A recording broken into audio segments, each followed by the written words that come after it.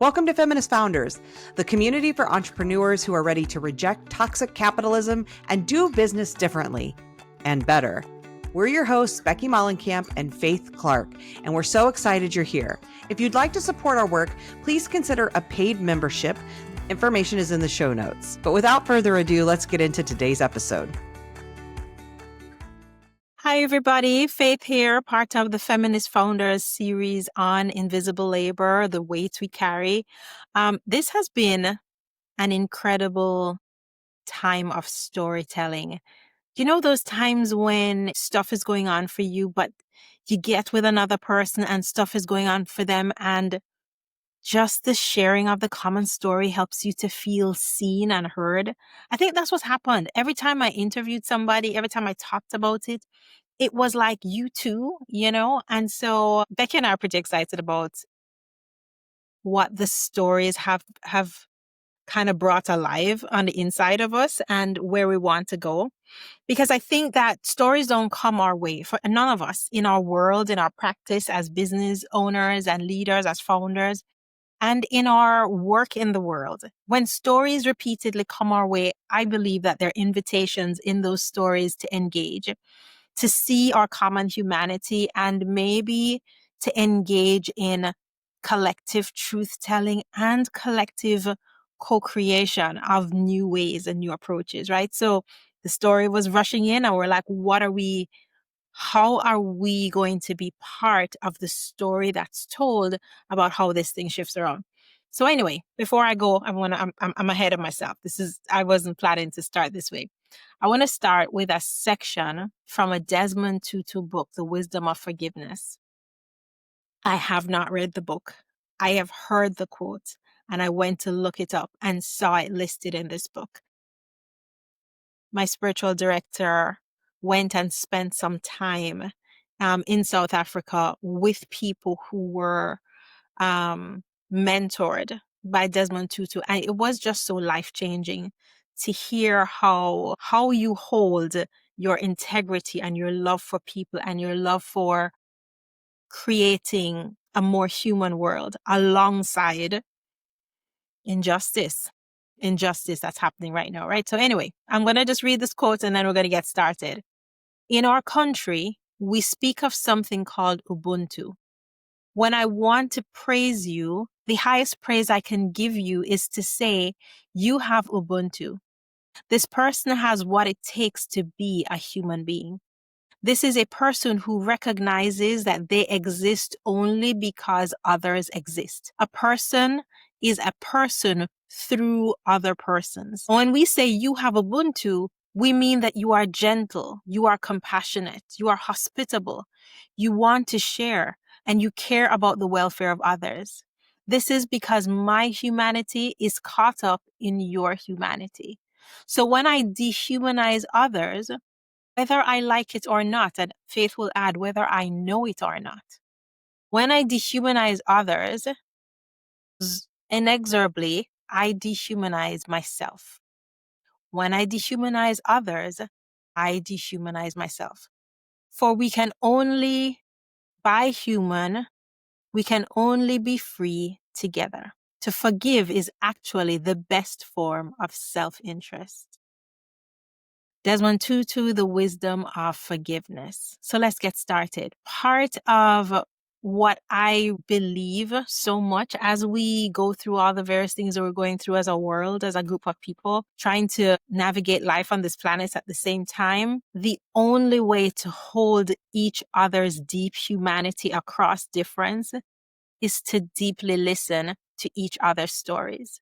Because when we've made the other person who's different from us other, as in separate, as in not us, then we run the risk of building that chasm so much that we can't bridge it. And therefore, we want to kind of double down and protect ourselves. And that means not protecting the other.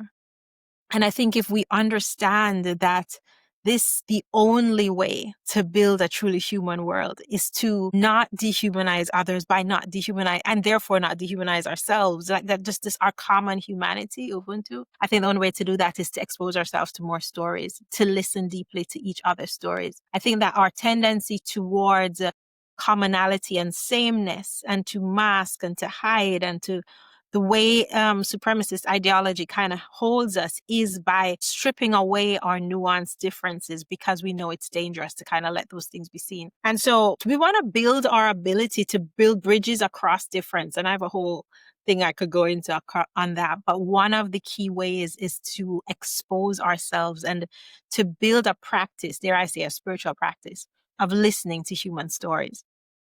And so, one of the things that I really enjoy, and I recently had a conversation with one of my mentors, and she was like, you're the listener for the world. And I don't know, people tell me stuff like all the time. I end up in conversations in the random places, and people are telling me stuff, but maybe there's something about me that lets people know I want to hear. I do want to hear. I want to hear about the cat and the dog. I want to hear about the kid. I want to hear about what happened when you were sitting at the traffic lights. I do want to hear. And it makes me a good researcher around qualitative data, because it's about story, and it's about the thread of the story that you start to see. I don't believe there is no such thing as unbiased data. It's just nonsense. And there's no such thing as the unbiased researcher, whether the research instrument is like a form or it's a person. And so what shows up in the data is a reflection of me. When I'm looking and I'm listening to the story, I cannot help but reflect on the story through the lens that I have of the world. And then people also get to share their story through their lenses. And then we have this meeting of these two, the story that you shared sitting here, but through the lens that you share it with, and me receiving through the lens that I have. These are two different things, and yet together it can create such beauty, such richness, right?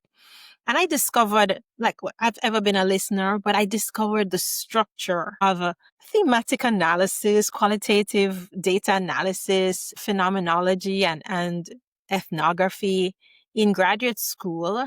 And I was like, oh, there are words for this type of research that I love, right? So when I was pulling the interview transcripts out for my dissertation, and I interviewed several people on a team, although I had some open-ended questions, in no time, I wanted to change the questions, because I started to see things in the narrative. I was like, oh, I want to find out more about this, and I want to find out more about that. And I was so excited that in the case of my dissertation, the team was so diverse, age-wise and gender, and just like bunches of stuff.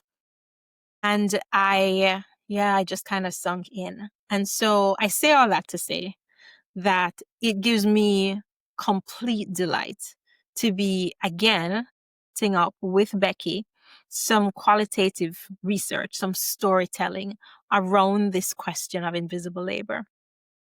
Because I think the human story needs to be told. And there's lots of research on invisible labor, but when we design solutions that are not when others design solutions that are not based on our stories, no guarantee that those solutions will fit us. And so within Feminist Founders, we're asking the question for us now, this group of people who are gathered in 2025, what is our experience of invisible labor, of the weight that we carry? And what are the solutions that we can create together?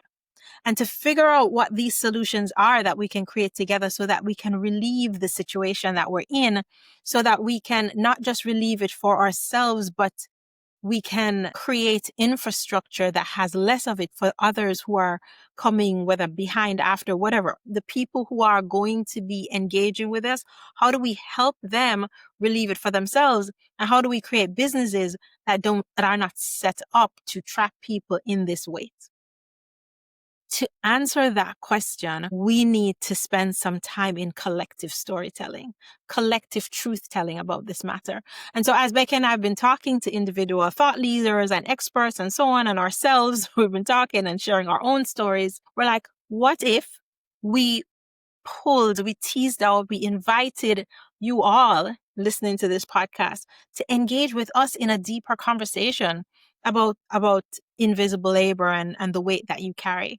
And so in the show notes, we're going to tell you that date is there. We're going to be having a kind of open forum where as many people as possible are going to engage in probably a really large focus group. We're going to, with your permission, record the conversation and just listen for the elements of the stories that start to come out so that we are representing more of us. Because what we've been finding is that our story is represented in some other people's stories out there, but our story is our story. So let's get us together and listen to our collective story. And then we're going to start to use the tools that we have. And then we'll invite you into the analysis to say, what are we noticing? What's in these stories? Because we want to write a white paper. We want to kind of pull together your story, our collective story, and document it and just say, first of all, this is what we're noticing. Founders in 2025 of this group of people, this is what we are noticing. We're going to add that to some in-depth like interviews with those of you who want to participate. We're going to add in a survey or two, depending on the nature of it. So you get to say, once you show up at the event, you get to say how you want to participate and whether, whatever your commitment is, whatever time commitment you feel. So if you have an hour and you just want to show up at the event, perfect. If you have an hour and 20 minutes and you're going to show up at the event and you're going to fill out a survey, excellent. If you have 2 hours and you're willing to show up at the event and then get into a one-on-one conversation with either me or Becky, where we're going to tease out some more of the what's the experience and what are you craving? Excellent. All of that we're going to kind of put together in a big thing, and we'll use all the tools and skills that we have and share with you what we're noticing the state of affairs to be. But more than that, we're going to invite you further, if you want, into a conversation with us about co-creating the solution. And the solutions that we want to co-create, we really want to design them, not in the ways that industrial models have said, as if there is a solution that works for people. What we want to do is to set up a community, a micro community, where we are creating the solution that works for us. And so we're going to give you a ton of details about this let me see what the date is. Do I have the date here? I don't have it here. It's going to be in the show notes. In September, somewhere in that 4th week of September, you will see it. I'm atrocious with dates. But yeah, we are inviting you into some collective truth telling where we will frame the conversation around invisible labor as relevant to us in this here location and in this here time as founders who identify as feminists, and then just say, given this truth that we are telling, what's the solution and what's the way forward? Because like I said, in one of those episodes that I did before, percent of the invisible labor done on the planet is done by women. And the largest impact on us is our physical health. And so if we are going to turn the needle, if you're going to change the landscape on some of this work, we're going to have to start with us. And how do we do this, right? So this is my invitation.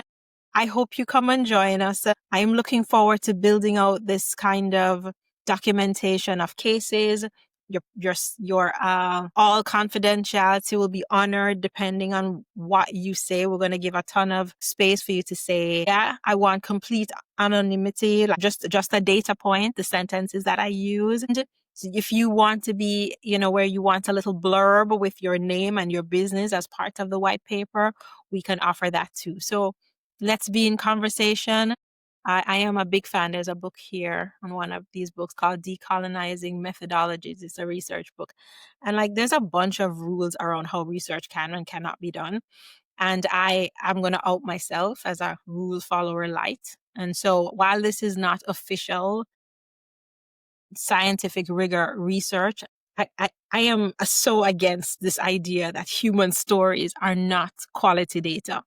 It feels insolent to me. What is important to us, though, is that you have agency around your story. So come and share, and then let's come to agreement about how much of your story you want shared, and whether you want to just contribute it to general data and thematic analysis, or if elements of it you want to say, yeah, no, this is me. And I want that acknowledged in whatever publications or anything that Feminist Founders is going to be doing.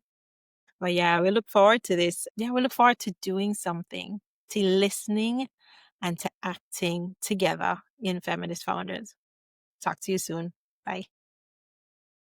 Thanks for being here. And again, we hope you'll consider joining our paid membership to help support our work.